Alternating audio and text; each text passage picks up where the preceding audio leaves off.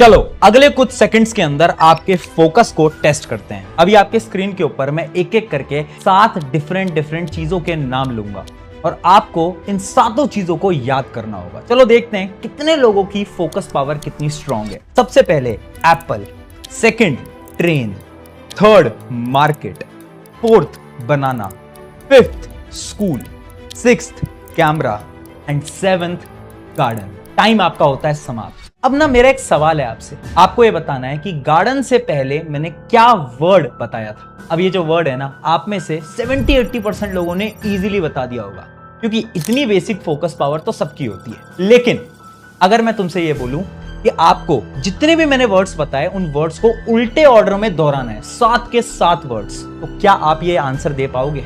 आप में से सिर्फ 10% लोग इसका जवाब दे पाएंगे। पता है क्यों? क्योंकि आज के समय पर हमारी फोकस पावर बहुत कम हो चुकी है। एक रिसर्च के हिसाब से तो हमारी जो फोकस स्पैन है वो 8 सेकंड से भी कम हो चुका है। यानी अगर आप 8 सेकंड कोई काम करोगे ना, उसके बाद आपका जो मन है उस काम से हटने लगेगा और आप अपने मोबाइल की तरफ भागने लगोगे। और यही बन गई है आज के समय की रियलिटी, जो कि है लो फोकस। अब सवाल ये आता है, क्या सच में इस लो फोकस को इंक्रीज किया जा सकता है? तो आंसर है हाँ। मैं आपको 5 ऐसे स्टेप्स बताऊंगा जिसकी मदद से आप कम समय के अंदर अपने फोकस को बहुत हद तक इंक्रीज कर सकते हो। First thing I do is I will ask बच्चों के साथ कि भाई अपना स्क्रीन टाइम दिखाओ। तो स्क्रीन टाइम देखते ही आपको समझ में आ जाएगा। बच्चों को रियलाइजेशन ही नहीं होता। जैसे कई बार होता है कि 8 घंटे का स्क्रीन टाइम, 7 घंटे का, 10 घंटे का स्क्रीन टाइम। तो पहले तो रियलाइज हो जाए ना कि हमारा कितना समय हम फ़ोन पे हैं। तुम लोग कैसे बैठ लेते हो यार इतनी देर? मैं तो थोड़ी देर में थक जाता हूँ।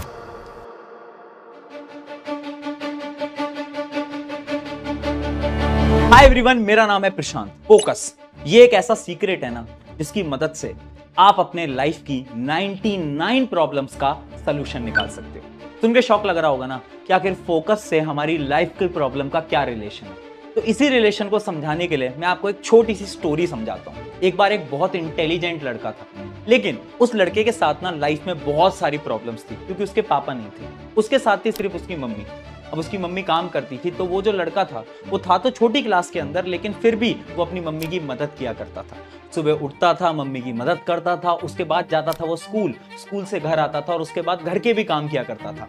और फिर रात को थोड़ा बहुत उसे टाइम मिलता था तो वो पढ़ लेता था। एक बार क्या होता है ना, क्योंकि उसे समय नहीं मिल पाता पढ़ने का, तो वो एक सब्जेक्ट में फेल हो जाता है। और जब वो फेल होता है ना, तो उसके आसपास के उसके जितने भी दोस्त हैं ना, वो सब दोस्त उसका मजाक उड़ाने लगते हैं, उससे बोलने लगते हैं कि अरे तू तो फेल हो गया, तू तो डफर है। वो ना बहुत परेशान हो जाता है। वो अपने टीचर के पास भागा जाता है और अपने टीचर से बोलता है कि सर ना मैं हार चुका हूँ, मुझे स्कूल नहीं आना, मैं कल से स्कूल आना बंद कर। उसके टीचर पता है क्या जवाब देते हैं? ठीक है, तू कल से स्कूल मत आना, लेकिन बस कल मेरा एक काम कर देना। तो बच्चा पूछता है कि आखिर क्या काम है? तो टीचर ये बोलते हैं कि तुझे ना एक गिलास के अंदर जो दूध है वो दूध पूरा फुल करना है उस गिलास को, और उसको स्कूल तक लेके आना है। बस एक शर्त है कि उस दूध की एक बूंद भी नीचे नहीं गिरनी चाहिए, मतलब रास्ते में ना एक बूंद नहीं गिरनी चाहिए। ध्यान से लाना उसको और पूरे का पूरा दूध स्कूल तक लेके आना। वो कहता है ठीक है, मैं ऐसा कर दूंगा। अगले दिन वो एकदम कंसंट्रेशन के साथ धीरे धीरे चलता आता है, दूध की तरफ उसका फोकस होता है और वो अपने सर को वो दूध पकड़ा देता है। फिर उसके सर पता है उससे क्या पूछते हैं कि आज जब तू रास्ते में आ रहा था तुझे तेरे दोस्त मिले थे? तो बोलता है हाँ सर मिले तो थे। तो उन्होंने आज तेरे बारे में तुझसे कुछ नहीं बोला? तो वो लड़का मुस्कुराता है और बोलता है सर बोला होगा, बट मेरा ध्यान तो आज इस दूध को लाने में था ना, मेरा सारा फोकस यहां पर था ना। और तभी उसके सर मुस्कुराते हैं और बोलते हैं कि जब आपका फोकस सही डायरेक्शन में होता है ना, तो लाइफ की सारी प्रॉब्लम्स खत्म हो जाती हैं, यानी गायब हो जाती हैं। और यही चीज मैं आपको बताना चाहता हूं। अगर आपने फोकस की पावर को समझ लिया, फोकस लगाना सीख लिया, तो अभी आपकी लाइफ की कितनी भी प्रॉब्लम्स है वो खत्म हो जाएगी। आपका सिर्फ और सिर्फ फोकस होगा आपके गोल की तरफ, आपके लक्ष्य की तरफ। बट रियलिटी है कि फोकस इंक्रीज कैसे करें? 5 स्टेप हैं, लेकिन 5 स्टेप को समझाने से पहले साइंटिफिकली ये समझते हैं कि आखिर हम चीजों पे फोकस क्यों नहीं कर पाते, हम इतना डिस्ट्रैक्टेड क्यों हो जाते हैं। तो देखो, इसके लिए आपको सबसे पहले एक साइंस का कॉन्सेप्ट समझना पड़ेगा, डोपामिन रिवॉर्ड सिस्टम। हमारे दिमाग के अंदर एक केमिकल होता है डोपामिन, और ये जो केमिकल होता है ना, ये तब रिलीज होता है जब हमें कोई रिवॉर्ड मिल रहा होता है। फॉर एग्जाम्पल, हमने एक इंस्टाग्राम की रील चलाई, उस रील में 15-20 सेकंड बाद हमें एक रिवॉर्ड मिला क्योंकि वो रील खत्म हो गई, तो हमारे ब्रेन में वो डोपामिन का केमिकल रिलीज हो गया और जैसे ही हमारे ब्रेन में वो केमिकल रिलीज हुआ तो हमें हैप्पीनेस मिली, यानी हमें खुशी मिली और हम खुश हो गए। अब ये जो डोपामिन रिवॉर्ड सिस्टम है ना, ये पढ़ाई में और काम में बहुत कम होता है क्योंकि पढ़ाई में कोई रिवॉर्ड तो मिलता नहीं है, काम में कोई रिवॉर्ड तो मिलता नहीं है, जिस वजह से हमारे ब्रेन से डोपामिन रिलीज नहीं होता। और जब हमारे ब्रेन से डोपामिन रिलीज नहीं होता ना, तो हमारा ब्रेन एक डिफरेंट स्टेट में पहुंच जाता है, जिस स्टेट को हम बोलते हैं DMN, यानी डिफॉल्ट मोड नेटवर्क। ये क्या होता है? अगर मैं आपको आसान भाषा में समझाऊं तो ये होती है स्टेट ऑफ ओवर थिंकिंग। जो हम पढ़ रहे होते हैं, हमारा फोकस पढ़ाई से हटता है और हम दुनियादारी के बारे में सोचने लगते हैं कि पास्ट में क्या हुआ था, फ्यूचर में क्या होगा, हम ओवर थिंक करने लगते हैं। क्या आपके साथ ऐसा हुआ है? क्या आपने सारी चीजें फील करी है? तो एक बार मुझे कमेंट में यस भी जरूर लिख के बताना। अब ये जो सारी प्रॉब्लम्स है ना, इससे हमें निकलना पड़ेगा, यानी हमें जो डोपामिन और रिवॉर्ड सिस्टम है ना, इसको तोड़ना पड़ेगा। तोड़ेंगे हम कैसे? दो फेजेस हैं, एक है शॉर्ट टर्म फेज और एक है लॉन्ग टर्म फेज। सबसे पहले समझते हैं शॉर्ट टर्म फेज के 4 simple steps. Step number 1, body posture. अगर मैं आपसे बोलूं कि अगर आप सीधा होकर बैठते हो तो इसकी मदद से आपकी फोकस पावर 40 to 50% इंक्रीज हो जाएगी। उनके लग रहा होगा कि मैं मजाक कर रहा हूं, लेकिन नहीं, मैं मजाक नहीं कर रहा हूं, क्योंकि एक रिसर्च करी गई थी एमी क्यूडी के द्वारा, जो कि एक साइकोलॉजिस्ट हैं, और उस रिसर्च से उन्होंने प्रूव कर दिया था कि बॉडी पोस्चर का रिलेशन होता है आपके फोकस से। उन्होंने ना 2 ग्रुप ऑफ स्टूडेंट्स को पढ़ने के लिए बोला। एक ग्रुप ऑफ स्टूडेंट को ये बोला कि आप एकदम सीधे बैठो, ढंग से बैठो, स्ट्रेट पोस्चर में रहो, अपनी गर्दन को स्ट्रेट रखो और आप पढ़ाई करो। और दूसरे लोगों को बोला कि आप लेट के पढ़ाई करो, आप टेढ़े मेढ़े होकर पढ़ाई करो, आपका बस पोस्चर सही नहीं होना चाहिए। और जब उनके ब्रेन के टेस्ट किए गए, जब उनके फोकस लेवल्स को टेस्ट किया गया, तो ये साफ पता चला कि वो जो पहले लोग थे जिनका बॉडी पोस्चर एकदम सही था ना, उनकी बॉडी में स्ट्रेस हार्मोन्स कम रिलीज हो रहे थे, यानी उन्हें स्ट्रेस नहीं हो रही थी। जबकि वो लोग जिनका बॉडी पोस्चर खराब था, उनको स्ट्रेस थोड़ी ज्यादा हो रही थी। यानी साइंटिफिकली प्रूव हो गया था कि बॉडी पोस्चर और फोकस का एक बहुत बड़ा रोल है। तो इसके पीछे की भी मैं साइंस तुम्हें समझा देता हूँ। देखो होता क्या है, जब हम सीधा बैठते हैं तो हमारी जो चेस्ट कैविटी है ये एकदम स्ट्रेट होती है, ये कहीं से भी दब नहीं रही होती। जब आप टेढ़े मेढ़े बैठते हो तो आपकी जो चेस्ट है दबती है, जिसकी वजह से जब आप ऑक्सीजन लेते हो अपने लंग्स के अंदर तो ऑक्सीजन पूरी तरीके से नहीं आ पाता, और जब ऑक्सीजन पूरी तरीके से नहीं आ पाएगा तो क्या होगा? स्ट्रेस लेवल आपकी बॉडी का इंक्रीज होगा। इसलिए बोलते हैं सीधे बैठो, चेस्ट कैविटी आपकी सीधी होनी चाहिए, जिसकी वजह से आप ज्यादा ऑक्सीजन लोगे और आपकी बॉडी एकदम सही चलेगी।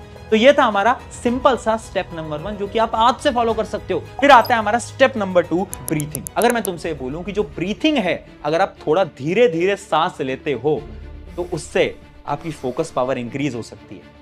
अब आपको इस चीज पे भी शायद बिलीव नहीं हो रहा होगा, लेकिन ये जो प्रिंसिपल है ना, ये आज से कई साल पहले गुरुकुल टाइम से फॉलो होता आ रहा है, और उस समय पर इसको बोला जाता था कंट्रोल्ड ब्रीथिंग पैटर्न। यानी अगर हम धीरे धीरे सांस लेंगे तो हमारा फोकस बढ़ेगा। अब इसी चीज को प्रूव करने के लिए 2018 में एक न्यूरोलॉजिस्ट ने स्टडी करी। उन्होंने कुछ ग्रुप ऑफ लोगों को यह बोला कि आप एकदम स्लो ब्रीथिंग करो, यानी 1 मिनट में सिर्फ 5 से 6 बार सांस लो, धीरे धीरे ब्रीथ करो। और कुछ लोगों को यह बोला कि आप थोड़ा फास्ट ब्रीथ करो। तो पता है क्या देखने को मिला? कि वो लोग जो कि धीरे सांस ले रहे हैं और अच्छी तरीके से सांस ले रहे हैं, उनके जो ब्रेन सेल्स हैं वो ज्यादा एक्टिव हैं, उनके स्ट्रेस हार्मोन्स बहुत कम रिलीज हो रहे हैं। और एक और टेस्ट लिया गया उनका, जिस टेस्ट को हम बोलते हैं HRV, यानी हार्ट रेट वेरिएबिलिटी। और ये साफ साफ देखने को मिला कि उन लोगों की जो ग्रुप नंबर 1 था, उनका HRV, हार्ट रेट वेरिएबिलिटी ज्यादा आई। और जितनी ज्यादा हार्ट रेट वेरिएबिलिटी आती है, उतना ही ज्यादा स्ट्रेस कम होती है और फोकस ज्यादा होता है। इस चीज से प्रूव हो गया कि ब्रीथिंग अगर आप स्लो करते हो तो आपका फोकस बढ़ेगा। तो आपको क्या करना है, एक सिंपल सा प्रिंसिपल आज आपको मैं बता देता हूं, जो कि आपको फॉलो करना है। 4 सेकंड आपको इनहेल करना है, यानी धीरे धीरे सांस लो, 4 सेकंड इनहेल करो, फिर थोड़ी देर सांस रोको और 6 सेकंड तक आप एक्सहेल करो। ऐसा आपको क्या करना है, रात को सोने से पहले या फिर आप सुबह जब जग रहे हो तब आप कर सकते हो। इससे क्या होगा, बॉडी आपकी एक्टिव होती है, ज्यादा ऑक्सीजन आता है और अच्छी तरीके से वो काम करती है, और स्ट्रेस भी आपकी बॉडी से कम हो रहा होता है। ये था हमारा स्टेप नंबर 2। फिर आता है हमारा step number 3, 60 second I lock. अब देखो ये जो 60 सेकेंड आई लॉक है ना, ये भी पुराने जमाने से, जो गुरुकुल का टाइम था तब से चलता आ रहा है। गुरुकुल के टाइम पे इस ही रूल को बोला जाता था ट्राटका। आज के समय में योगा साइंस के अंदर भी ट्राटका यूज किया जाता है। उसमें क्या होता है, एक जलती हुई कैंडल पे 60 सेकेंड तक कंसंट्रेट करना होता है। लेकिन सवाल ये आता है, अगर 60 सेकेंड कंसंट्रेट करने से होगा क्या? तो देखो इसी चीज को मैं रिलेट करके बताता हूँ तुम्हारे बचपन से। बचपन में जब आपके मम्मी पापा आपको पढ़ाया करते थे, आपने नोट करा कि वो आपको ये बोलते थे कि जो भी वर्ड पढ़ रहे हो उसके ऊपर फिंगर रखो और फिंगर रख के रीड करो, जिसको हम फिंगर रीडिंग बोलते थे। ऐसा वो क्यों कराते थे? क्योंकि ना हमारी आंख जिस चीज को देखती है हमारा दिमाग वहीं पे ही फोकस लगाता है। इस वजह से बोला जाता था कि अपनी फिंगर्स को उस वर्ड पे रखो जिस वर्ड को आपको रीड करना है, ताकि आपका सारा का सारा फोकस वहां पे पहुंचे और आपका दिमाग उस वर्ड को रीड कर पाए। और यही तो साइंस है, इसी को तो बोल रहे हैं 60 सेकेंड आई लॉक। तो अब से आपको क्या करना है, आपको ये करना है, आपका जो इन्वायरमेंट है ना वो देखो, क्या आपका इन्वायरमेंट वो क्लीन है या फिर वो खराब है। अगर आपकी स्टडी स्पेस जहां पर आप पढ़ रहे हो वो क्लीन नहीं है, उसमें बहुत सारे डिस्ट्रैक्शन है, आपका मोबाइल फोन पड़ा हुआ है, लैपटॉप पड़ा हुआ है, 100 चीजें पड़ी हुई हैं, तो आपकी आंखों में वो सारी चीजें कैप्चर होंगी। और जब आपकी आंखों में वो सारी चीजें कैप्चर होंगी तो आपके दिमाग में भी वो सारी चीजें आएंगी। इसी वजह से जब आपका मोबाइल सामने रखा होता है ना तो आपका बार बार फोन चलाने का मन करता है। क्यों? क्योंकि आपकी आंखें उस चीज को देख पा रही है। जब आंखें चीजों को देखती है तो दिमाग भी उस चीजों को देखता है। इस वजह से जब भी आप पढ़ रहे हो टेबल पे सिर्फ आपकी कॉपी किताब, अगर आप कोई काम कर रहे हो तो सिर्फ वो रखो, बाकी सारी चीजें हटा दो। और इसी चीज का जीता जागता एक एग्जांपल है हैरी पॉटर, एक बहुत फेमस बुक है, सबको पता है। उनकी जो राइटर है ना, उन्होंने अपने इंटरव्यूज के अंदर बताया कि वो जो हैरी पॉटर की बुक है ना, उन्होंने घर में नहीं लिखी क्योंकि उनके घर का एनवायरनमेंट उतना अच्छा नहीं था। उन्होंने कैफे में जाके लिखी जहां पर कोई भी डिस्ट्रैक्शन नहीं था और उनका फोकस 101% लग पाता था। They used to let me sit here for 2 hours at a time when my daughter was asleep next to me in the pushchair. The only way I could get her up to have her nap was to keep her moving. So I used to walk around town, normally this part of town because I wanted to come here, until she fell asleep. Then I'd run in here and sit here with one cold coffee for 2 hours at a time and write, just write like fury. So a lot of the book, in fact the whole of chapter 10 was written in here, of the first book. ये था हमारा step number 3। फिर आता है step number 4, 10 minute मोर rule. देखो, जब भी आप कुछ काम कर रहे हो और आपका मन नहीं कर रहा, अब आप सोच रहे हो कि यार और नहीं हो रहा मुझसे, अब ना बंद कर देते हैं इस काम को, तो आपको ना अपने दिमाग से बोलना है कि सिर्फ 5 से 10 मिनट और। अगर आप अपने दिमाग को ये बोलोगे 1 घंटा और, 2 घंटा और, तो आप उस चीज को कभी नहीं कर पाओगे। ये चीज भी साइंटिफिकली प्रूवन है। कई रिसर्च, कई केस स्टडीज ये बताती हैं, अगर हम अपने दिमाग को ये बोलते हैं ना कि बस थोड़ी देर और, तो थोड़ी देर कब आधे घंटे में बदल जाती है हमें पता भी नहीं चलेगा। इस वजह से थोड़ा सा आपको अपने दिमाग को पागल बनाना पड़ेगा और खुद से बोलना पड़ेगा 5 मिनट और 5 मिनट के नाम पे 10-15 मिनट भी आप इजीली पढ़ पाओगे। ये कुछ 4 ऐसे स्टेप्स थे ना जिसकी मदद से आप शॉर्ट टर्म के अंदर अपने फोकस को बहुत इंक्रीज कर सकते हो। लेकिन एक फाइनल मैं स्टेप बताना चाहता हूं जो कि लॉन्ग टर्म फोकस के लिए बहुत इंपॉर्टेंट है, और वो है फेज नंबर 2, 90-20 रूल।